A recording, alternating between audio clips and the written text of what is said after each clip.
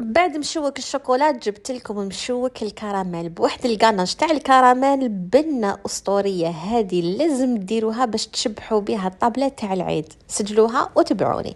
الحاجه الاولى نحتاجوا 250 غرام تاع المارغرين تكون طريه، زوج صفار بيض والبياض باينه بلي راح نسحقوه، زوج ملاعق كبار سكر ناعم، عطر الكراميل، ونضربوهم بالباطو ولا خدموهم بيدكم، ماشي شرط ما تسيبوش السبه.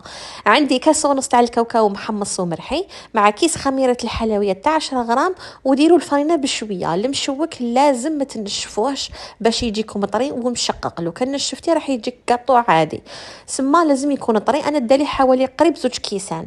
شكلتهم العجينه حوالي 35 غرام. رمدوها في بياض البيض اللي كان بقى لنا، وزيدوا رمدوها في الكاوكاو المحمص ومرحي، وحطوهم في الكيسات. عبالكم بلي المشوك يطيب في الكيسات، وتقبوهم ودخلوهم يطيبوا على 180 درجه فرن مسخن من قبل. خرجوهم وهما سخونين، ديروا لهم مغرفه تاع عسل. ودوكا نديروا الكاناج تاعنا الاسطوري اللي ما يصرالو والو. عندي 60 غرام شوكولا بيضاء، ملعقه كبيره مارغرين، ونحطوهم يذوبوا على النار. والبنه ما تكملش غير بكابريس. شوفوا الكابريس انا ما يخطينيش في العيد، داروا لكم الحجم الصغير تاع 300 غرام، وكاين الحجم الكبير تاع 500 غرام. كاين كابريس كراميل شوكو، كاين كابريس كراميل توفي.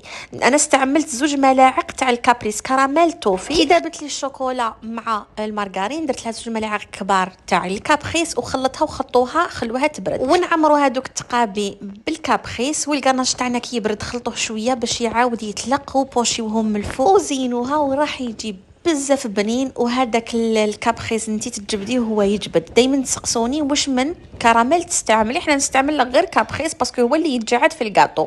عمروا الطابله تاعكم واستمتعوا لي بالبنات. جربوا الوصفه. سلام.